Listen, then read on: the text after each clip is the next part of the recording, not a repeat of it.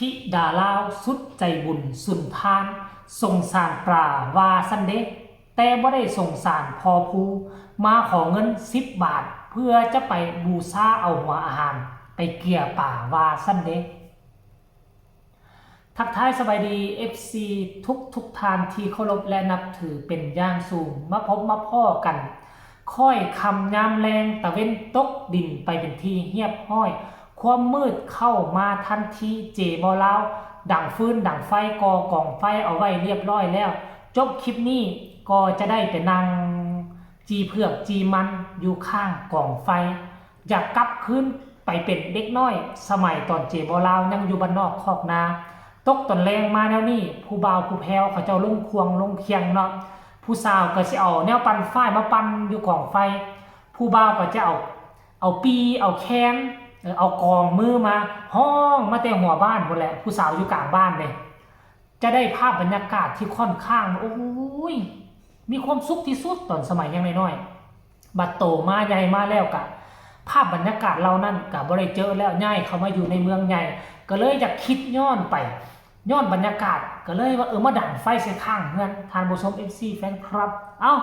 เรื่องเล่าคลิปนี้มันเป็นไปเป็นมากขึ้นแนวใดน้องธิดาลาวกำลังถ่ายทำ MV กันเนาะขมุกคาเมนต่างคนกับต่างตั้งอกตั้งใจ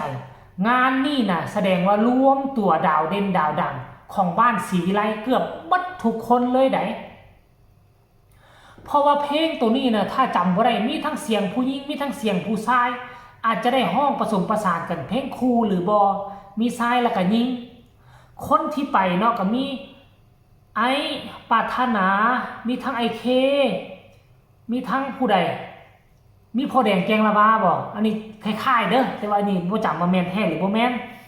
แล้วก็จะมีผู้ใดตื้มเอื้อยอีหยังเนาะเอื้อยเป็นนักห้องอยู่ในค่ายอะไรก็ไปเช่นเดียวกันและขาดบ่ได้นั่นก็คือน้องธิดาลาวโอ้โหลายช็อตลายซากลายวรรคลายตอนจะเป็นตอนน้องธิดาลาวโซขึ้นต้นเพลงผู้เดียวต่อมาก็สิเป็นเอื้อยไอเนาะโซผู้เดียวอุ้ยอ้อนย้อนใส่กับเสียงเพลงเสียงดนตรีม่วนมันไพเราะสนอหูท่านผู้ชมแล้วบัดนี้เหตุการณ์มันเกิดขึ้นจังใดพอผู้ศรีวิไลจึงเว้าคำนี้ออกไปธิดาลาวหู้ซึ้งเท่าใดหูบ่ยิ่งแค่จะพวกหัวคือเก่าเพิ่นไปย่างเต้นอ้อมวัดไปเห็นบ่อป่าที่วัดเนาะธรรมดาแล้วสัตว์เลี้ยงอยู่ในวัดเขาเจ้าก็บ่กินได้บ่ฆ่าสัตว์ตัดชีวิตได้ก็จะมีการเลี้ยงปูเลี้ยงปลา 2-3 ปีจะเอาออกเทื่อนึงให้คนมาบูชาเอาไปกินแล้วก็เอาเงินเข้าวัดแล้วเพิ่นก็จะมีกิจกรรมให้คนที่มาเที่ยววัดนั่นได้ซื้อหัวหงอาหารคันสิว่าซื้อก็บ่แม่นบูชาว่าซั่นซะบูชาหัวอาหารเกลือปลาเพิ่นไปเห็นมาแล้วเพิ่นก็บ่มีเงินได้บ่เนี่ยแล่นมาหาพ่อละติล่ะแล่นมาหาพ่อมาขอเงินน้ำพ่อบอกว่าลูกไปเห็น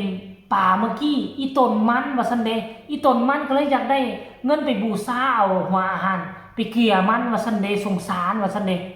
ฮู้บ่พอผู้ศรีวิไลว่าจังได๋ให้ทุกคนไปฟังจากปากก็แล้วกันแล้วจึงมาพ้อกันในช่วงต่อไปไปฟังพร้อมกันเลยไปบูชาอาหารป่าสงสารพวกมันรู้จักได้อีกด้วยนะเดี๋ยวทำไมไม่สงสารพ่อบ้างอ่านให้10 บาทตายไปเลยใส่ตู้นะ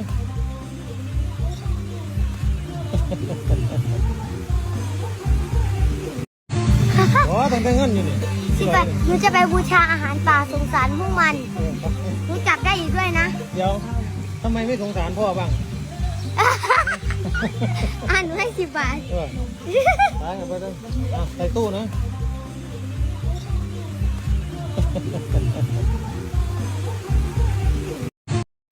นั่น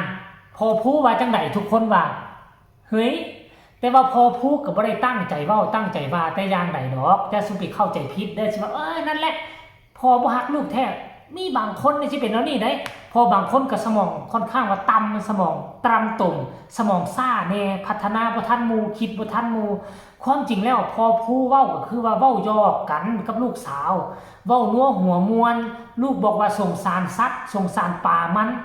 พ่อก็เลยว่าเดี๋ยวมาเอาแต่เงินพ่อแท้บ่สงสารพ่อได้บ่ลูกว่าซั่นแหละลูกก็ บ่มีหยังกับหัวอย่างเดียวและอันนี้คือคำยอกคำใหญ่เฮ็ดให้บรรยากาศในการถ่ายทำ MV ก็ค่อนข้างว่าซื่นมื่นท่านผู้ชมค่อยเชื่อมั่นได้เลยว่ามองใดที่มีธิดาลาวอยู่คือมองนั่นบ่มีความทุกข์ถึงว่ามันจะซีเรียสในการถ่ายทำคิดหั่นคิดนี่แต่ค่อยเชื่อว่าน่ะจะบ่มีความทุกข์ถ้าน้องธิดาลาวอยู่กับพอพูดศรีวิไล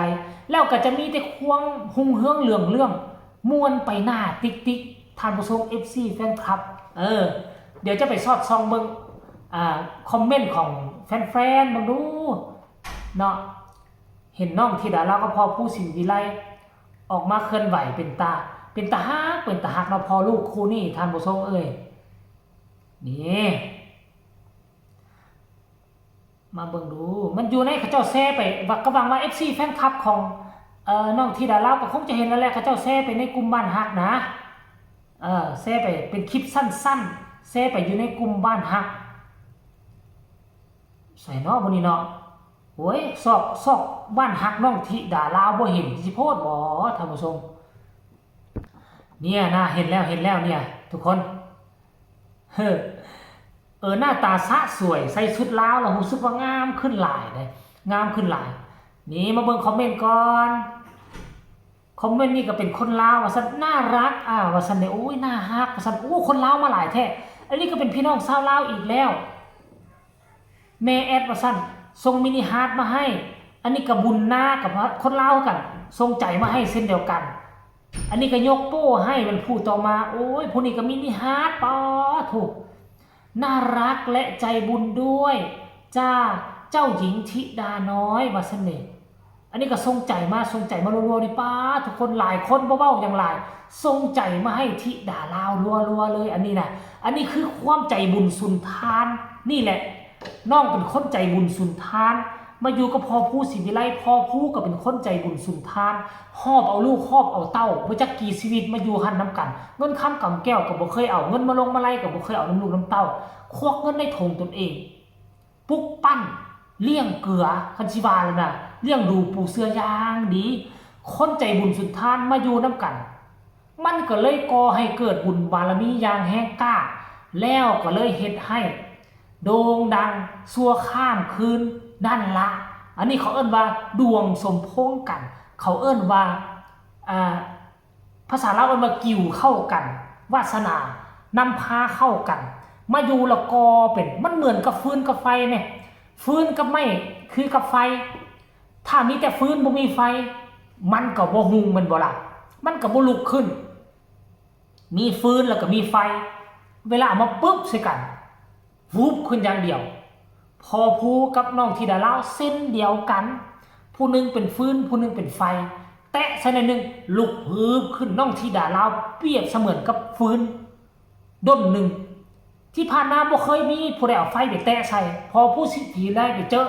เอาไฟไปจี้ใส่ปุ๊บกลายเป็นกระแสโด่งดังขึ้นมาชั่วข้ามคืนคลิปนี้ก็ขอฝากฟังเอาไว้ซ้ำนี้กันแล้วกันฝากทุกคนกดไลค์กดแชร์กดติดตามให้แน่